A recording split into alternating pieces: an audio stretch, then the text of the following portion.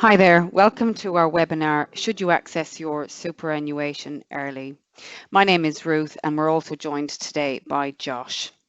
Look, we acknowledge that we are in extraordinary times at the moment, the likes of which many of us have never seen before. We just want to say that our thoughts are with our SunSuper members at the moment, but more so with those of you who may have lost jobs or who may be in financial distress because of this recent pandemic. We want to assure our SunSuper members that we are working hard to prudently manage the fund and your investments. We want to support you in any way that we can. So today's webinar, we're going to talk about the process involved in early access to superannuation if you decide that that's the strategy that's appropriate for you. Now, we acknowledge that this might be the first time for many members that you've faced financial distress. So for that reason, we want to also cover some other resources and options that might be available for you to consider to get some support at this time. But before we do, I do want to highlight that all the content in this webinar is of a general nature only, and we don't want you to interpret any of it as personal advice. Each of you listening will have a very different set of personal and financial circumstances, and for that reason alone, the implications of any strategy would be very different depending on those circumstances. We would ask that you give SunSuper a call on 13 11 84 if you have questions. Also, maybe get some further advice and understand the consequences involved in making any decisions from here on in. Thanks, Ruth. So today, my name's Joshua Van Gestel. I'm the National Education Manager, and I'm joined by Ruth, who you've already met, who's one of our wonderful education specialists here at SunSuper. And what we're wanting to cover is a lot of the questions that we have been receiving from you. A lot of the content that we are discussing today is actually in response to what our members have been asking. So we are sure that we'll be able to provide the answers to many questions that you may have. If though you find that at the end of this webinar that you still do have questions, please feel free to get in touch with us and we will absolutely help you in that regard. So what are we actually going to cover? Well, Ruth has alluded to some of this, but there are four main things that we will be covering off. Firstly, we'll be looking at what you need to consider when your circumstances change. We are in very uncertain times. We're seeing that people's jobs are under pressure. We're seeing that the way they manage their finances are also under pressure. We'll then, as Ruth suggested, look at whether you're eligible to access your super to assist if you are one of those people who is struggling financially. We'll look at the considerations that you'll need to make in that regard, as well as the other opportunities that are available to you. Now, it's important that in those considerations that we'll be covering off, there are some long-term issues or some longer term impacts that can actually arise from taking your super early. And the main purpose of this webinar is to not only let you know how you can get access to your super, but the implications that you need to think about in making that decision. So how have we come to this point? Well, it's all about your financial well-being. And at SunSuper, we've conducted research over a number of years, which actually goes out and asks Australians their perspective on many things, including their finances. Now, in normal times, not times like these, what we found was there were three main things, regardless of a person's age or their place in employment, that they would say would give them financial well-being. The first of those was that they weren't stressed about their money. Secondly, that they would have enough to cover unexpected expenses.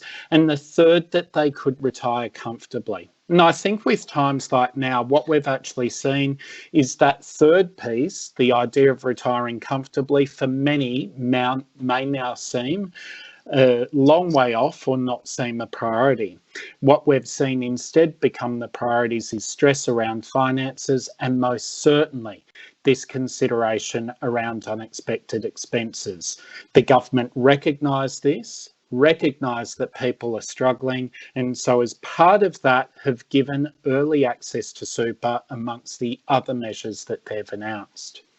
So from the 20th of April, you are now able to apply through MyGov to access up to $10,000 of your super in the current financial year if you feel that you've been financially impacted by COVID-19. And Ruth will discuss some of the considerations in regard to whether you qualify or not.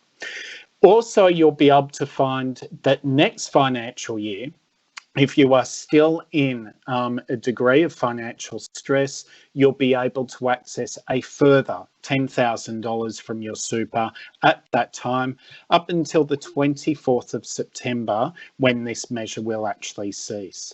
But as I said, you do need to be aware in making this decision, although we appreciate many of you will have to, that for some of you, if you have a choice, there are going to be long-term impacts that you may want to weigh up first. Thanks, Josh. Let's talk now about eligibility. So if you think you might be eligible or you're unsure as to whether or not you are eligible, I would say that the best place to confirm that is 100% through the ATO or your MyGov account, as opposed to the super funds themselves. What we do know at the moment is that you must satisfy one or more of the following requirements in order to make a claim. The first one being whether or not you're currently unemployed. So if you are currently unemployed, you do meet one of the eligibility criteria. Secondly, if you're currently eligible to receive job seeker or youth allowance for job seeker, also parenting payment, any special benefits, farmhouse allowances, etc., you may find that you are eligible to make claim. And then lastly, if on or after the 1st of January you've been made redundant or you have had your working hours reduced by 20% or more, you would be eligible to make a claim. And also if you're a sole trader who has had a 20% or more reduction in turnover, you too would be eligible. Now, there are still some grey areas, mainly around people on temporary visas, for example, around eligibility, but I would 100% guide you to your MyGov account to check your eligibility. But for the most part, if you fall into one of these three categories, you would be eligible to make a claim. So what does the process actually look like? Applications opened as of Monday, the 20th of April. So to start your application, what you need to do is to log in to a MyGov account. I can confirm that there will be no paper-based application available for this. You must do your application through a MyGov account online. If you don't have access to a MyGov account for whatever reason, the ATO will talk you through the application process over the phone as opposed to paper-based.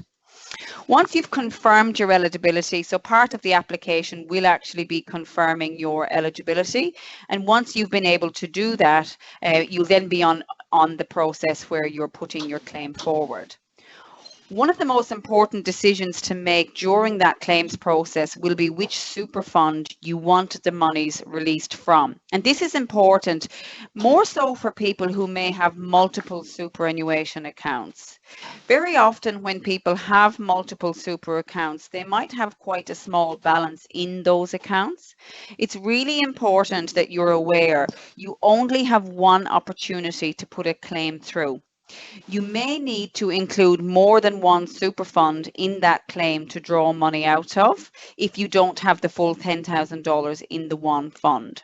Be very careful if you're reading your account balance based off what you see in your MyGov account. Remember, the balances that will be displayed through your MyGov account may actually be balances based on last year, on last 30 June last year, and not the balance effective as of today. So I would say that be very, very cautious. The best place to know what your current balance is by contacting your fund directly and not relying through what you're seeing through the ATO. It will not be an up-to-date balance. The reason being you do only get one application this financial year to draw those funds down. You then specify which bank account you want the monies paid to. And that's the full application process done. It is not overly gruesome. You do not have to lodge proof of your situation. It is a tick the box. There's no paperwork needed to be attached or no proof needed to be attached. It's in essence a self-assessment. The ATO will then process, and from what we know, they are acknowledging that a notification would be sent to you within a couple of working days as to whether your claim was successful or not, and then they will notify the super fund whether or not they are allowed to release those monies to you. Sun Super acknowledges that we will do our absolute best to make sure that that money would be released to our members as quickly as we possibly can. Thanks, Ruth. So we do recognise that there are going to be people who absolutely have no choice but to access their super. There will, though, for many of us, also be the opportunity to think about other things that could assist us in this time, which Ruth will actually talk to shortly. But what it means in regard to your super is that if you do have a choice, there are probably three key considerations that you need to weigh up before you take access of that $10,000 or, in fact, the overall $20,000. The first is to be aware that it will lock in short-term losses. And the best way to think about that is it would be like selling your house at the bottom of a property market. It's not something that you would do unless you truly had to. And in regard to superannuation, considering that it is largely invested in assets like shares and private capital and infrastructure, assets that have to some degree suffered in different ways, albeit, but have suffered in recent weeks and months. So the idea of actually withdrawing from your super now is effectively that same theory. You are selling out at the bottom of the market, which actually is probably the worst time to do so. The second thing to consider is that by withdrawing funds from your super, you are not just locking in those short-term losses, but you're also going to miss out on an eventual market rebound. We know from the global financial crisis, for example, that there was a strong rebound that lasted for more than 10 years following the GFC. So as we show in the chart, that we've got in the next slide. Thanks, Ruth. So what you can see from this chart is we've actually taken a person who has $300,000, and this person made the choice to, well, we've actually illustrated a couple of investment options here. They made the choice in the dark blue to invest in our balanced option. And what you can see is that although they were invested throughout the global financial crisis and their value almost went down by a third throughout that crisis, they have come out at the end of it significantly better off. Even today, considering what's happened with the COVID crisis over the last few weeks and months, they're still at the same position they were 11 years ago. Now, in this case, this is very important because the illustration here we have is actually for a retired member. So this member would have also been taking down income 4 or 5% each year over the 11 years. We've then got in the light grey bar, a retirement investment. So a person who has gone into our retirement option with that $300,000 before the GFC. They too did lose money throughout the GFC, but it's important to note two things. Firstly, the amount they lost was not as severe as it was for those in the balanced option. And this is because they have a lower share exposure and more exposure to fixed interest and cash. But the second thing you'd see is just like the balanced option, they have too recovered most of that market loss. And again, this is for a retired member who is taking out that 4 or 5% a year over this period as well.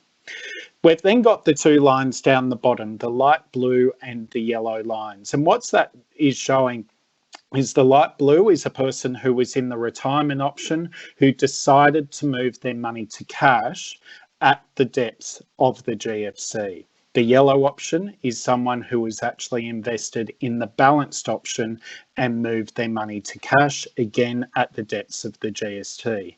What they in fact did by that, And what effectively you'd be doing by withdrawing $10,000 or $20,000 if it wasn't absolutely necessary is locking in those losses, locking in that market recovery that could have actually assisted you.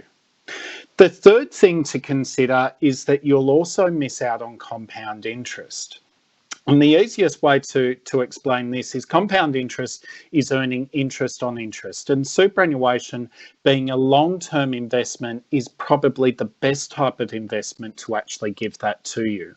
A dollar invested today will be worth more with the interest it earns this year, and worth more again next year and the year after. And this may go on for many of us for 20, 30, perhaps even 40 years. So it's important to consider what that potential loss compound interest is as you move into the future. So if I think about a 35-year-old, if we had a 35-year-old who chose to withdraw $20,000 from their super today, then in today's dollars, that would be at the point of their retirement at age 65, actually worth more than $40,000. If we consider potential future inflation, that $20,000 may actually be worth closer to $80,000.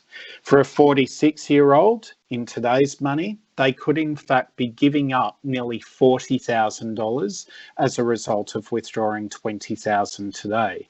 Or again, if I think about inflation, it may be an amount that is much closer to $50,000 that they're actually giving up in retirement. And for someone who's 55, although they are very close to retirement, they still have the potential of taking out up to $40,000 or close to it in potential future earnings. So for these three reasons, it's very important that you consider what your options are, because what you'll see is if you do make that withdrawal now, especially if you have the ability to source income or funds from other areas, including other government support measures, is there will be four things that you'll need to consider at some point in the future. The first is, will you, as a result, have to lower your income expectations in retirement? Will you effectively be retiring with a smaller balance, and therefore having a smaller pension payment each year to you until that balance runs out? Will you potentially have to think about putting off your retirement, delaying it, especially if you're closer to retirement? If you take a withdrawal now and see that your balance depletes, one of the best ways to actually recover that is through contributions. And a good way of doing that is actually to work for longer and have those contributions go in for longer. Think of it as perhaps a bit of a trade-off. The third thing to think about is, as a result of your balance falling, you may actually qualify the age pension where you otherwise wouldn't have, or you might find yourself able to get more age pension than you otherwise would. So might just be thinking about, if you've got a smaller balance and therefore will derive smaller income from it, can you supplement some of that with the age pension? And are you happy being reliant on the age pension? Fourth and final, which is something that we'll actually cover off in our second webinar in this series, is thinking about that if you are close to retirement, particularly if you're over the age of 57 currently, there are other ways that you can access super. There's other things that you can do other than perhaps just withdrawing $10,000 or $20,000, and you'll actually have some more control in managing how much you're taking from your super. I do encourage you, if this applies to you, to think about tuning in for our second webinar. Thanks, Ruth. Thanks, Josh. So while accessing superannuation is one solution, and for many it's sometimes a last resort, we acknowledge that people don't want to take their super in this instance and in this environment. We understand that sometimes it's the only option available, but there are other ways and other assistance programs out there that we want to draw your attention to as well. And I've done some research on this over recent weeks. The first one that I was very impressed with was actually an organization called Ask Easy. It's really just a mobile platform, web-based platform, which guides you to all of your local resources available. So what it will ask you to do is to insert some very basic demographic information around gender and postcode, and then it will ask you what your immediate need is. For example, that might be the next meal on the table for some. It might be some food vouchers for others, or shelter accommodation, for example. It will then prompt you where your local resources are and where that local support network actually is, so that you can go and visit and ask for that support. You might be surprised that there are support centres very close to you. For many of us, we may be driving past these places every day and never really acknowledged what those buildings or what those areas were. So you might be surprised at the level of support that is around your suburb and available to you to tap into. The National Debt Hotline is another excellent resource. Again, it's a web-based platform which will give you a lot of information. You can call them up as well, and they will talk you through how to prioritize managing your debts. Many of us are battling with debts and trying to pay down debts, and it's often one of the most stressful elements when we are in financial distress, knowing that those debts don't just disappear. The National Debt Hotline will guide you through how to prioritize those debts, how to structure them so that it can work with your financial situation better. What they will probably do is send you through the National Counsellors of Australia. And again, you will have a local counsellor in your area connected to Financial Counselling Australia. That local counsellor, generally they do house visits. I suspect at the moment they would be doing phone, Skype-based consultations. And they can work with you and the family to help you structure your financial situation. Again, like the National Debt Hotline, how to prioritize money coming through. They'll make you aware of some of the support that's available and some of the options that you might be able to put into place. The Australian Banking Association, again, looking at things like, for example, mortgage products, what options are available to you to restructure them to get you through a patch of financial insecurity. So there's some great tools in there as well, some great advice and great information that you can use just to get you through this patch, because sometimes there's a lot more options out there than you might think. All of those options will be housed at MoneySmart. MoneySmart is a government-owned organisation.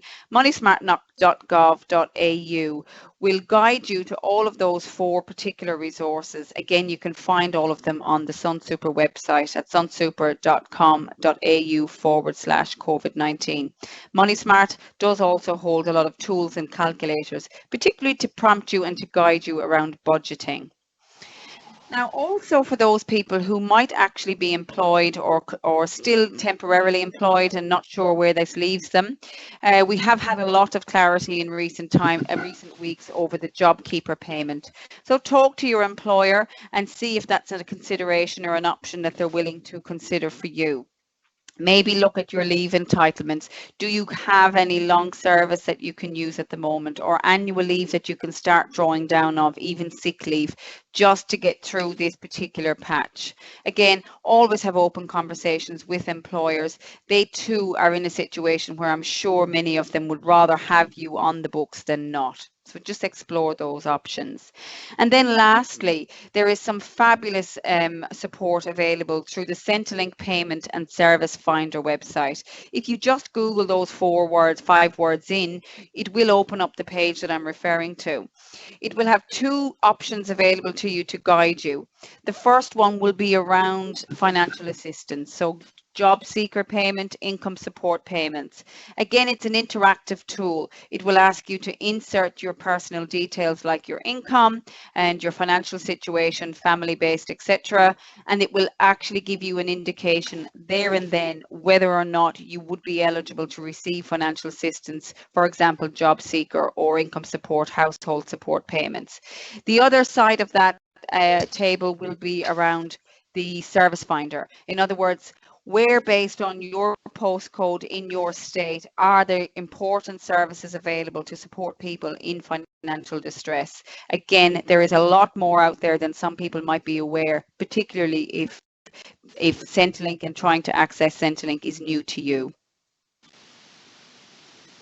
Thanks, Ruth. So as Ruth has said, there is some incredible resources out there and some very important things that you can access when your circumstances change.